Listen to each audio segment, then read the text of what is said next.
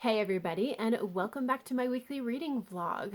So it is Monday at about noon, and I have already finished my first book, which is Kill the Queen by Jennifer Estep. So Kill the Queen is the first book in the Crown of Shards trilogy, which is an adult epic fantasy trilogy where we are following our main character of Everly.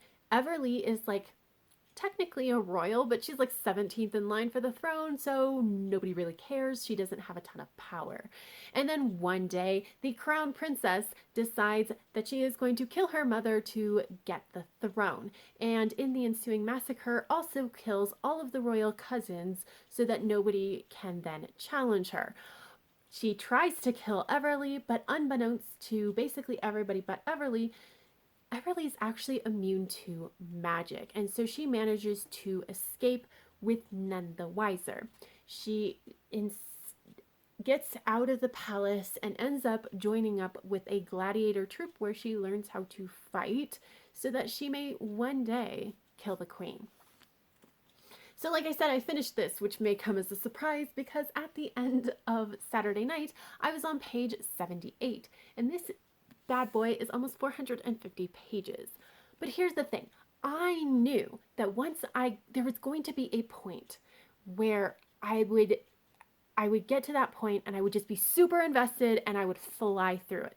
And it turns out it was after the assassination and massacre, right? So once that happened, I got to the point where Everly had joined up with the gladiator troupe. I was just like, yes, absolutely. And I was invested. Like last night, I went to bed and I was like, I'm going to read a couple chapters.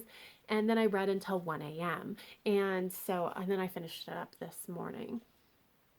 But I will say that this is not groundbreaking. This is nothing majorly like super inventive, but it's fun and it's good. Like they're definitely like I can nitpick all day. Like some of the writing is repetitious and like the character development is a little ridiculous, but at the same time it is kind of realistic. So Everly at the palace was this one person, and now when she joins the gladiator troupe, she really does like swing to the entire opposite of what she used to be. And so like that's pretty realistic, and I know that going forward she'll find some happy medium, which I am very much looking forward to. But it does feel the characterization sometimes feels a little simplistic, which is not great.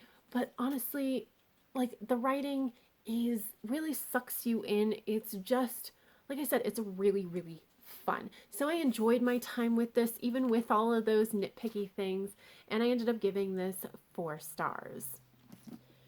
So now I am going to go ahead and pick up Devil in the Device by Laura Beth Johnson, which is the second book in the Goddess in the Machine duology. It's a duology. So this is the stunning conclusion to the duology.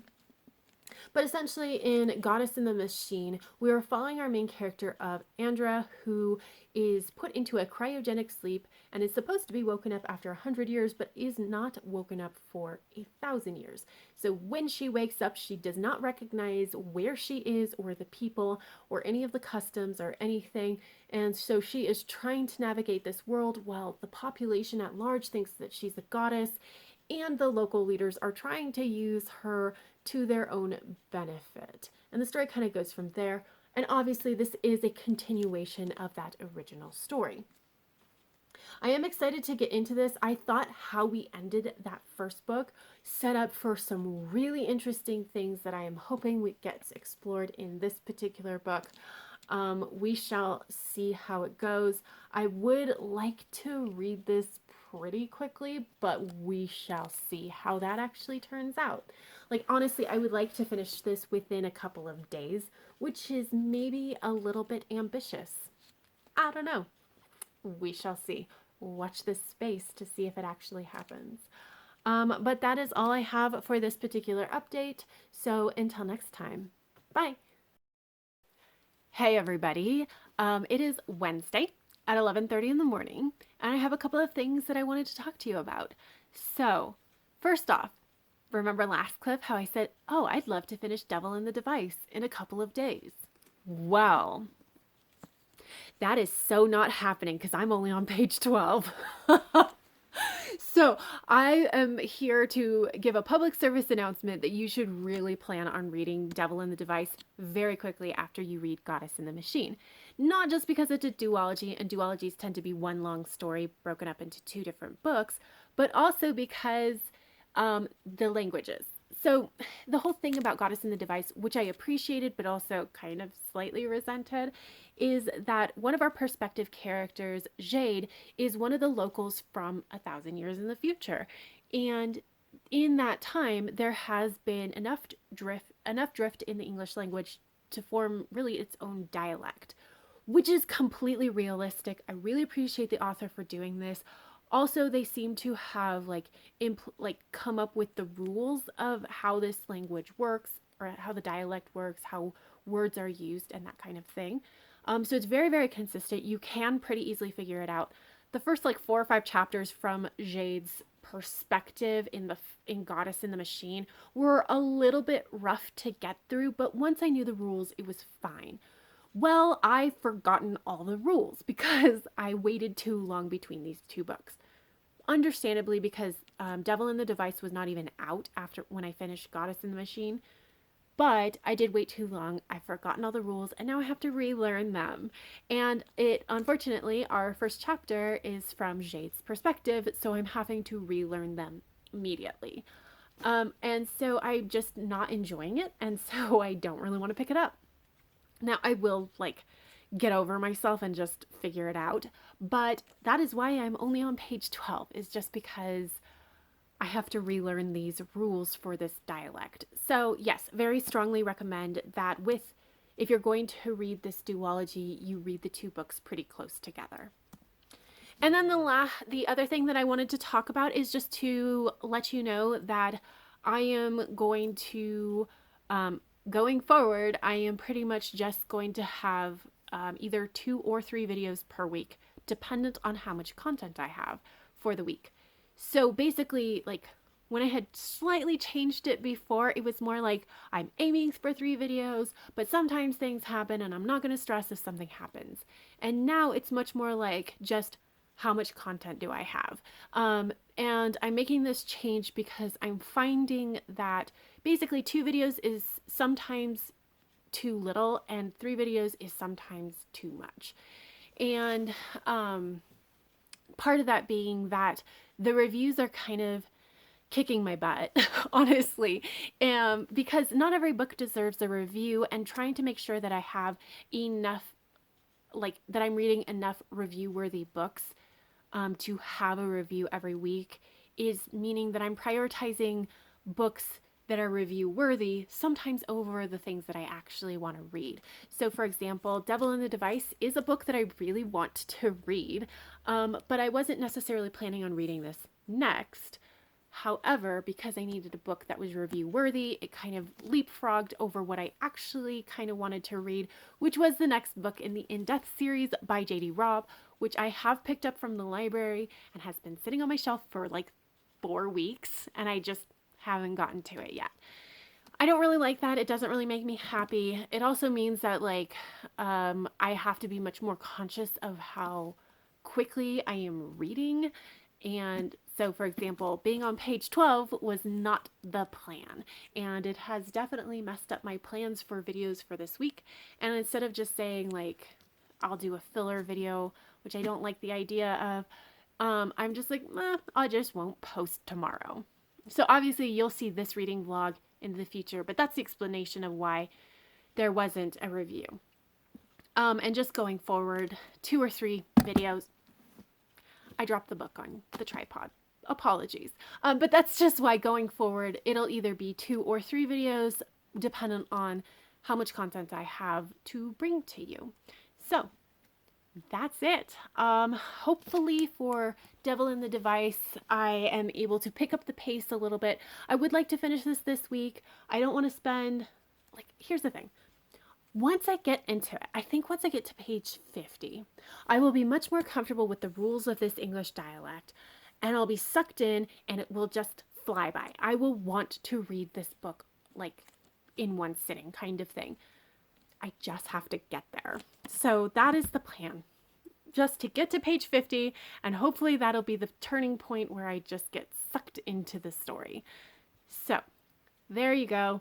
That's what I've got for this particular update. So, until next time, bye. Hey everybody, it is now Saturday night at about 9:30, so it is time for me to wrap up this reading vlog. So, starting with Devil in the Device by Laura Beth Johnson, and I have made zero progress on this. So here's the thing. I did not read on Wednesday because I was very, very anxious because on Thursday I had a medical procedure done. It wasn't anything major, but I did go under general anesthesia, and so I was a little worried about it. And then of course Thursday I didn't read anything because if you haven't been under general anesthesia, it kind of makes you pretty groggy. And so I was very groggy for the entire day of Thursday. I don't actually remember much of what happened on Thursday. And then going forward, I'm okay and I'm doing great, honestly, but I am tired and I don't really have the focus that I need to be able to read this book because I still have to learn the rules of this English dialect that Jade is using, and I don't really have the brain power for it at this point in time. So I did not read any more. And I also couldn't really pick up anything from my October TBR because they all required me to be able to have a little bit more brain power going on than what I actually have at this moment. So instead, I decided to turn to my romance shelf and pick up something to reread. And so I picked up this, which is the Wilder Trilogy by Jill Shalvis. It starts with instant attraction, and then it's instant gratification, and then instant temptation. And essentially we are following this family that includes 3 brothers, the Wilder brothers, and they own an outdoor adventure company up in the Sierra Nevada mountains. And of course, in each book they find the love of their life.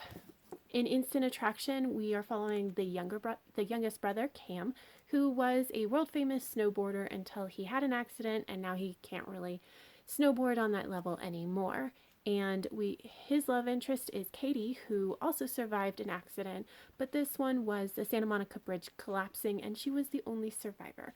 So she kind of got in her car and drove until she had no more gas and ended up in his little town. And then in Instant Gratification, we are following the middle son, the middle brother, Stone, who is basically just as laid back can be, and Emma, who is a doctor and is in town to run her father's doctor's clinic while he is recovering from a heart attack. And then the last one is Instant Temptation, and that follows the oldest brother TJ and the town mechanic Harley, and they have a history. So I picked these ones up, and the only one I actually finished was Instant Attraction. And I'm going to talk about this one, but a lot of the stuff that I'm going to say about this one is absolutely applicable to the other two. These two I read about 60 pages each before I DNF'd. This one I actually finished. And essentially what I found was it just really, really wasn't good. The characterization did not make sense for anybody. The lack of communication between everybody just kind of sucks. These brothers never learned how to express themselves anywhere close to feelings, and they just don't know what to do. They don't do it. It's really bad. So it's really annoying because there's a lot of communication issues. Additionally, in that communication issue, there's a side plot with their aunt who pretty much raised them, and she is trying to fix her marriage, and she also has a bunch of communication issues with her husband. It was really, really annoying. The writing itself was pretty bad, and there were things that would pull me completely out of the story, and it was just stupid little things that had nothing to do with the storyline.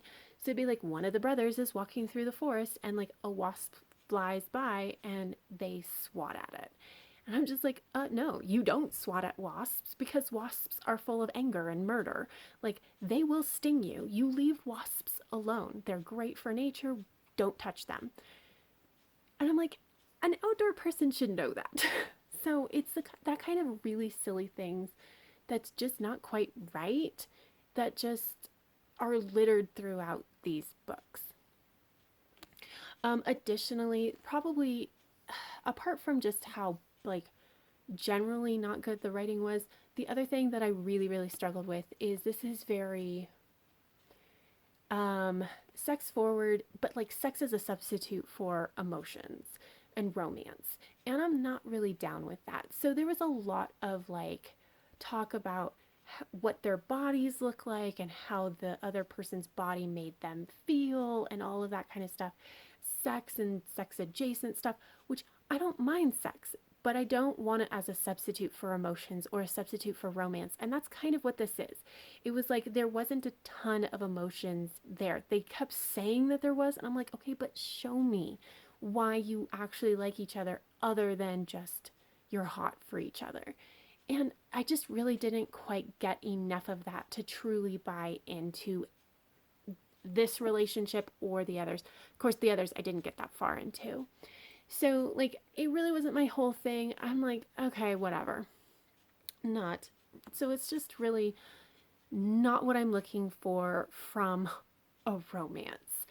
And so, because of this, I ended up giving this 2.75 stars, and these other two, I mean, I probably should dump it down lower, but it was still like, it was still good enough that I finished the whole book. Okay, so that's why it's 2.75. But these other two books I did end up DNFing because I was like, oh, it's just going to be more of the same.